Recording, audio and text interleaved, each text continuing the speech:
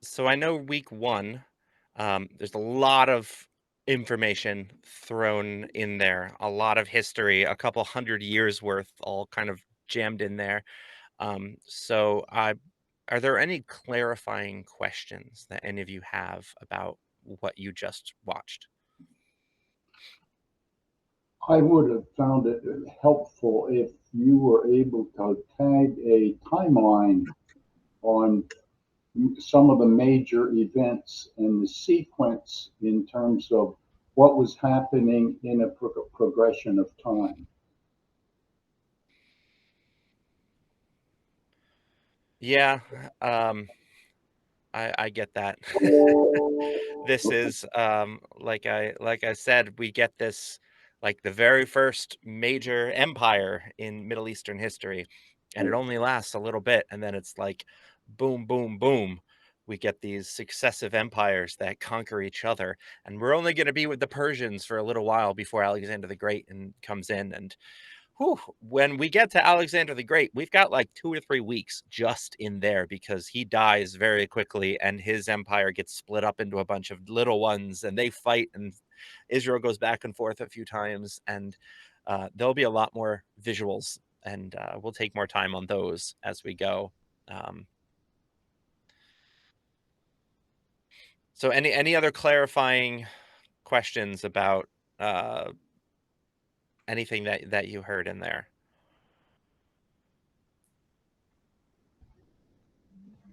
Okay. So I said in this video that the religion of the Hebrews was a practiced religion, not necessarily one of belief systems, which I think is probably a foreign concept to a lot of us today. Most of our religions seem to be based on what you believe, and that's how we separate the in and the out.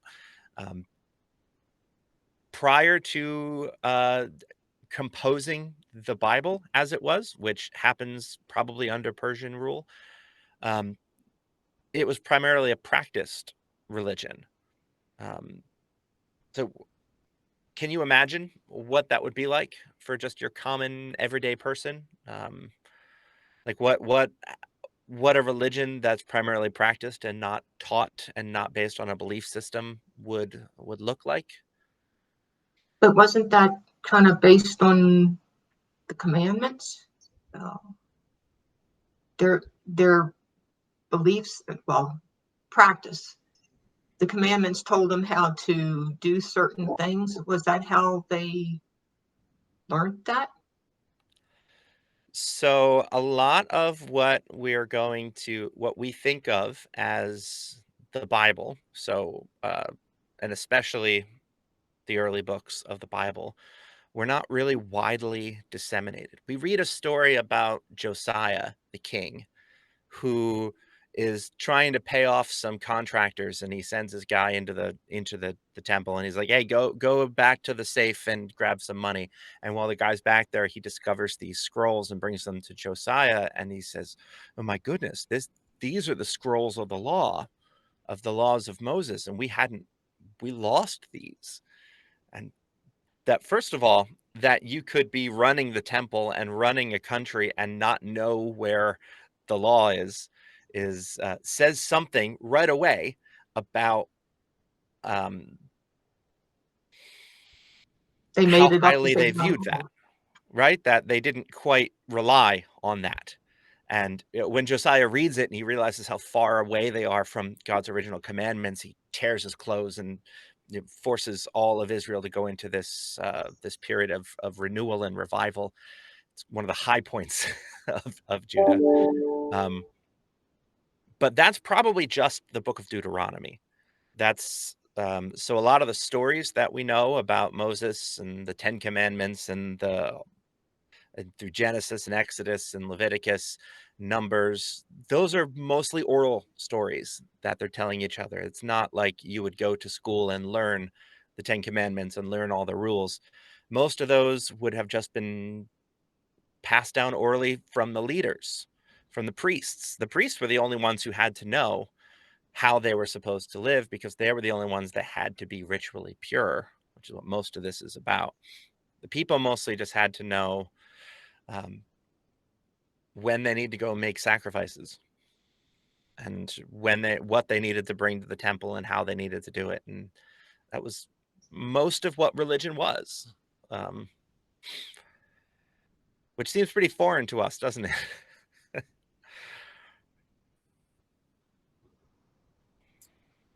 Yeah, Zach. Hey, first off, hey everybody! It's good to see Jeff. all of you guys again. This is awesome. It's like our little Sunday school back together. Very cool. But yeah, just reflecting on your question about, I wonder what religion would feel like without a set of beliefs, right, and more of doing, right? Like even the Ten Commandments. Karen, you just made me think. Those are things you should be doing, but not necessarily like a premise of belief too, right? Like don't have any other gods before you, but it still doesn't really tell you about who God is in that statement, right? Like it's not like I have to know something about him to need to do that. So it's more like tenets and values to live by rather than any set of beliefs, which ironically I find doesn't really seem to give us as many values as, I don't know, I'm rambling now. But something like it was funny. I was kind of Googling beliefs. This will tie back together. And I was like, oh yeah, I'm just curious. Like, what does say Buddhism or something believe? And I was confused because I'm like, there's no set of belief statements. There's like these pillars of value almost. And I found that so interesting. It's like a whole reframing of how to live, which is kind of what I'm hearing is kind of similar to how ancient Israel might have been operating. Like you have a few tenets to live by, but at the same time, not necessarily having distinct beliefs, which kind of define religion today. So it's more like what you learned from your parents or something, and they taught you how to act or something like that. That's probably what they were doing, more so than having something written and said, well, you have to believe this or you do this or do that. So it's more like how you treat people or how you interact with each other, maybe. You learned that through how your parents acted with others. My good friend, the Rabbi Jackson, tells me that Judaism is a people that have a religion, as opposed to Christianity, that is a religion that has a people.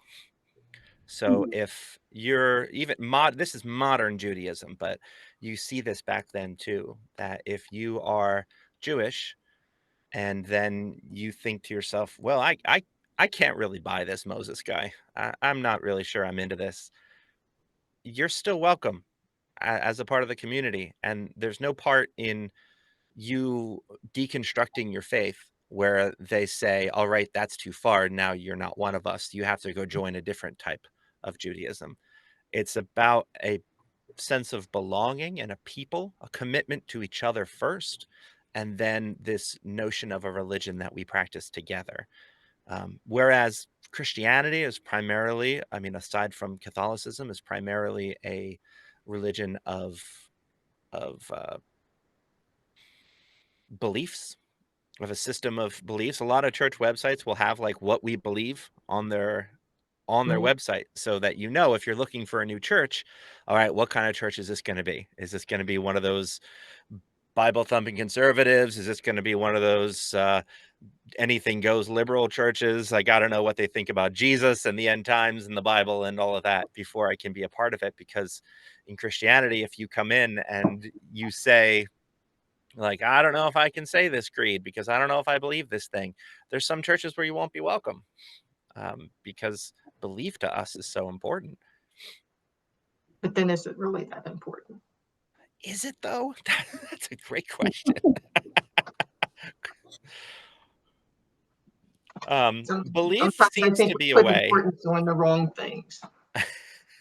Well, and this is really interesting that it brings us to this time where the priestly class gets taken out of Judah, where the people who typically controlled the religion, the practice of the religion, are no longer there on Mount Zion anymore. So you have this holy mountain where the practice of religion was the most important thing, and only a certain people were allowed to practice it. And those people are now in a land where there's not the holy place where they can practice it. And the people who are left behind don't have the people who are qualified to practice it on the holy mountain. So you've taken the two components and separated them. And now what do we do? So the priestly people go into exile, and now they have to figure out a way that they can keep doing priestly things without a holy place. And the people left behind have to figure out how they can continue worshiping a god without the gatekeepers. The ones that left behind were the lucky ones. You think? They got the better deal. Hmm. Some, you know what? There are some scholars that agree with you that all of the rich landowners got taken away, and all of their rich land, where do you think it went to? But to Went to the their poor people. It went to their servants who were being underpaid to work the land. And suddenly they're like, oh, the master's house is empty. I guess I'm moving in. This is great. And then 2 generations later, master's grandkids come to your grandkids and go, hey, we want our land back. You left. Right. And then we get this, and then we get the book of Ezra, which is a lot of it is about who is actually a Jew, who is pure blooded, and who is some mutt that doesn't count anymore, who's got Probably by dirty that blood in time, them. by that time you probably couldn't tell. Yeah. Right. And so Ezra makes you prove your lineage, and you have to you have to trace it back through your mother, because you can't prove who your dad is without DNA, but we all know where you came from, like physically where you came from. And I think what was it in Nehemiah, the Samaritans try to help rebuild the wall because they see themselves as still the children of Israel, and Nehemiah won't let them. They're not clean. Get out of here. And so this is probably when Ezra comes in and starts compiling all of the old teachings. And there's a lot of writings around, there's a lot of traditions around, and starts editing them together into what would then become what we know of as the Bible. To this point, there'd been no need to have a Bible because you had the priestly class who passed down all the traditions. And in many ways, an oral tradition is more reliable than a written tradition. Because if you have an oral tradition, you have 600 priests, and one priest tries to say, oh, hey, no, wait, God's a redhead, then the rest of them will be like, wait, what? Where did you get that from? But in a written tradition, you have one rogue priest who writes something down, and then it gets picked up a little while later, and somebody thinks it's authoritative, and then boom. So in many ways, the written word is less reliable than the oral word. But now we have to start writing it down because there's all this tumultuousness, and somebody needs to have the authority to say, this is who we are and what we believe. And that's So where we get into trouble. what's that? I said, and that's where we get into trouble. I mean, do you see that today in our Yes. churches and in our lives? Yes. Because you kind of separate each other. Just the smallest thing can cause a conflict.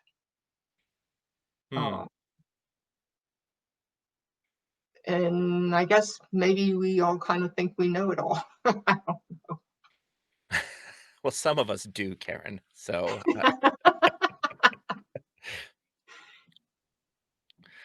no, but that's a really interesting point you bring up, though, Karen. We all kind of imagine ourselves to be an authority. I Right. think it was Anne Lamott that said, we all think that what we believe is true, or else we'd believe something else. But in who are the gatekeepers of our religion today? I mean, then it would have been someone like Ezra and the priests. Um, who is it today who decides what is Just a like the legitimate? council, the councils of the church, like each denomination kind of has like their own governing um, body, I guess, Hmm. that kind of sets some of the, I mean, even though there's Protestants, there's Methodists, uh, Episcopalians, and each one it might be pretty basic, but there's just one or two little things that we disagree on or don't agree on or whatever. And that's kind of where some of the conflict comes in. Hmm. Um, and like you said, everybody thinks they're right.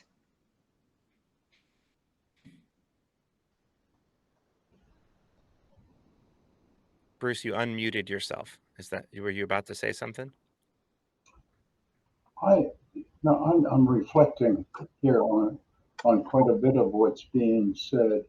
And I think each denomination has the sense of certain authority. In ours, particularly, the authority lies with the individual church, where in Methodism, it's a broader authority that sort of dictates policy to the individual churches, and that's true across the board in all denominations that I can see. And you made the exception, Pastor, of the Catholic Church, where the authority is rather clear. Uh, that makes it so easy for Catholics because whatever the Pope says, that's the way it should go. Well, talk to a Catholic these days. They Oh, will yeah. tell you something quite different. There is quite a bit of insurrection in the Catholic Church right now, in rebellion against some of this Pope Francis's teachings and policies. And Is that insurrection not necessary and timely?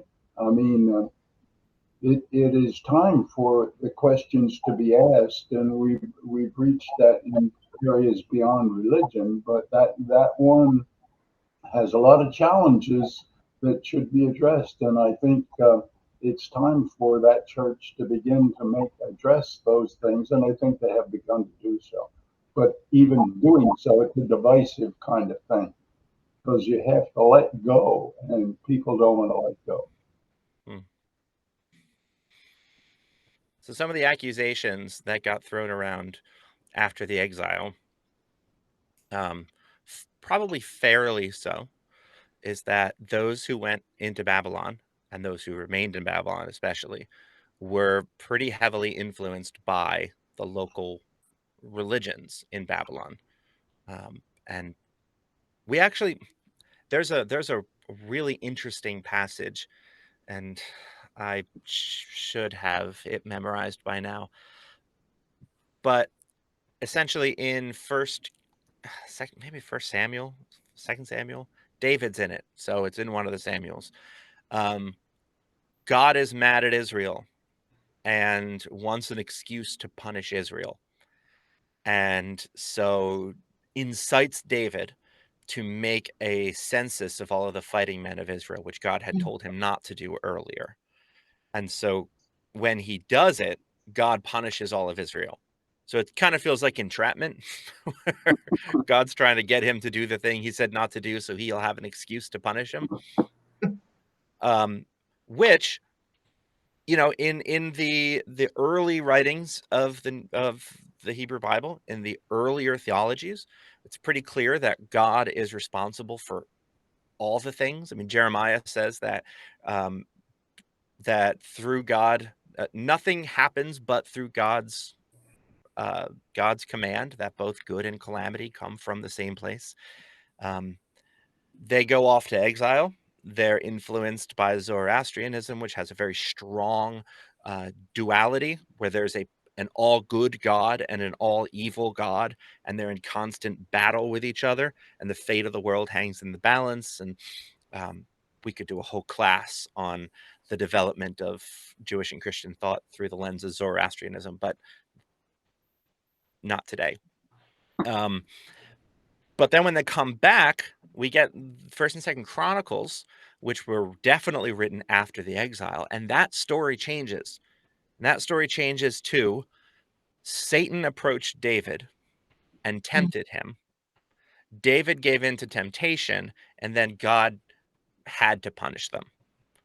So after the exile, you see the Jewish people being much less comfortable with God as a force of calamity as well as blessing, and that anything bad that happens, any temptation, any evil, has to come from Satan, which is a pretty new development theologically at that time.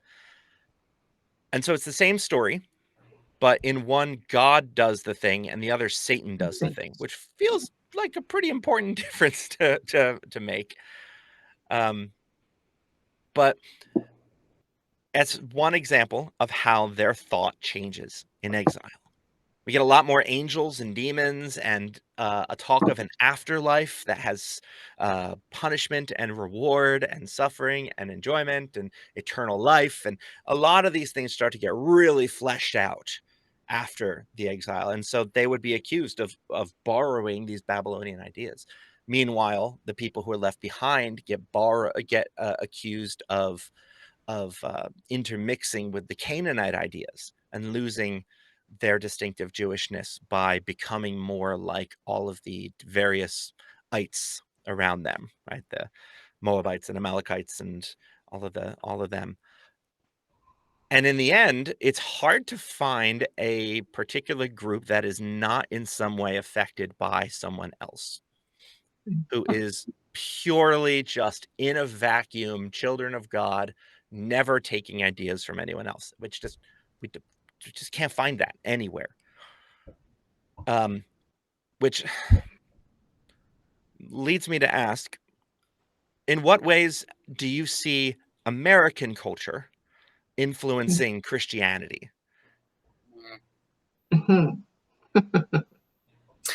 Giggles.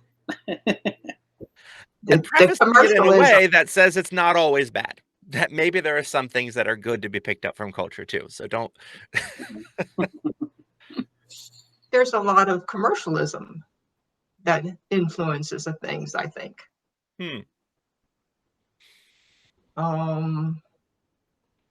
Advertisements.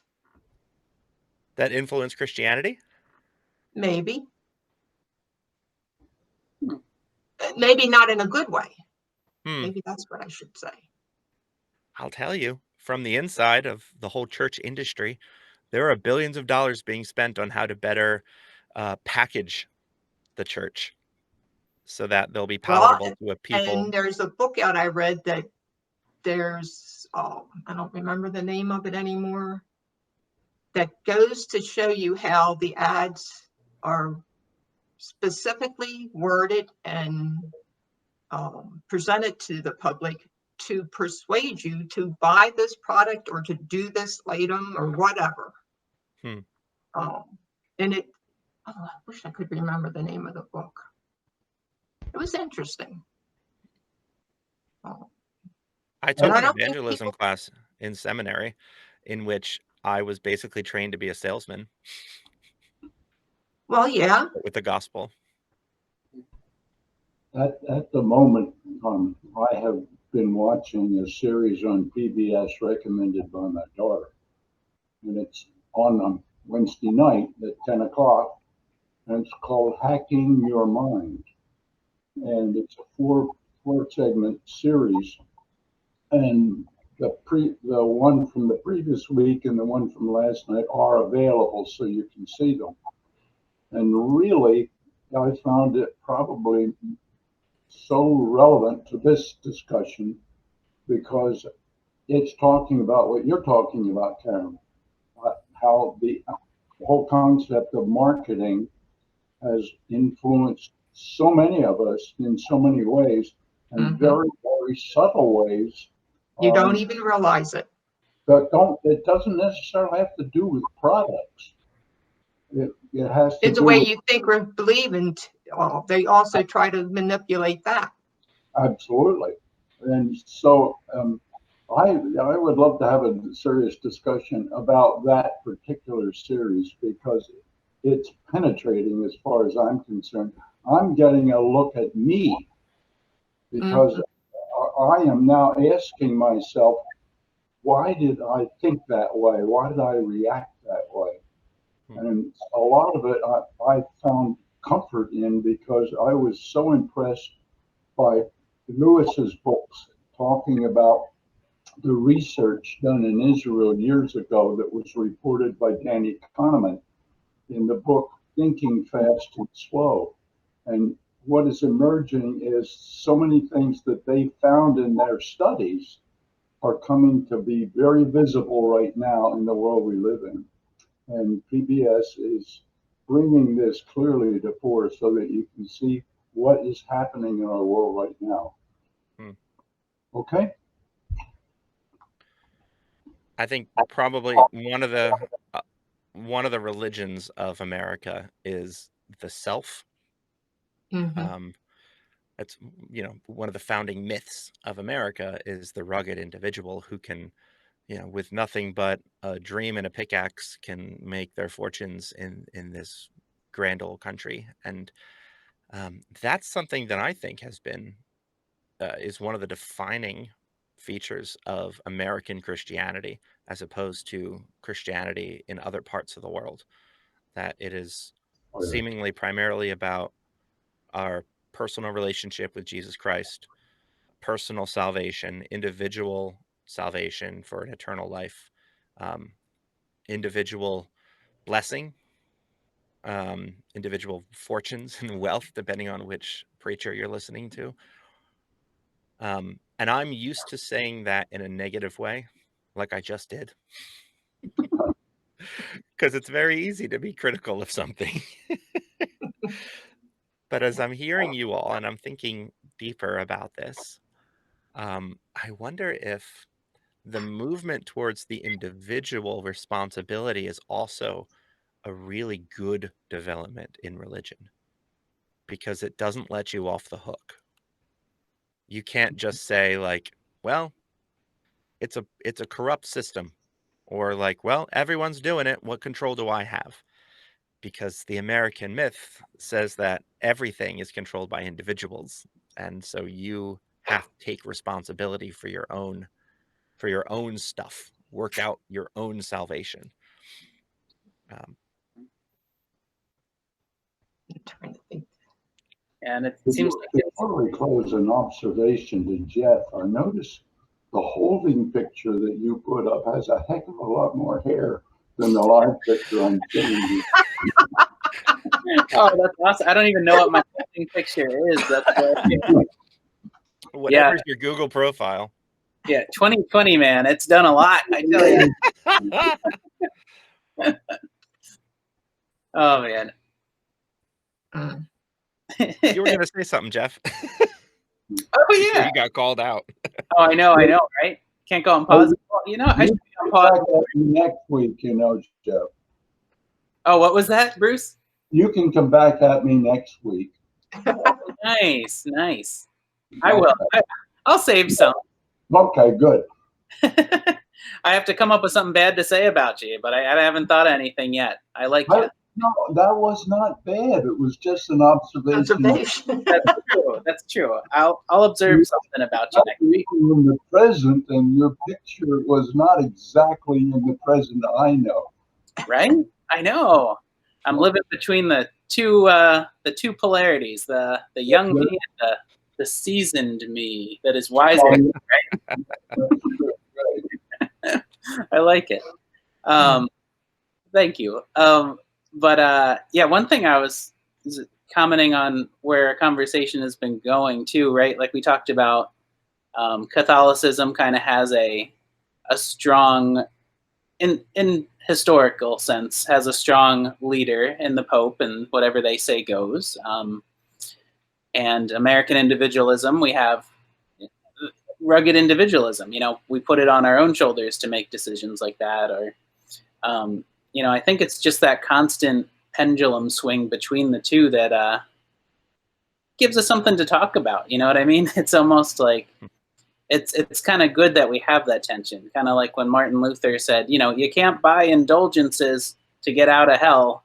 You know, like that was a stab at the establishment. For sure. More of a individual ideal against one central power, and that was a good thing.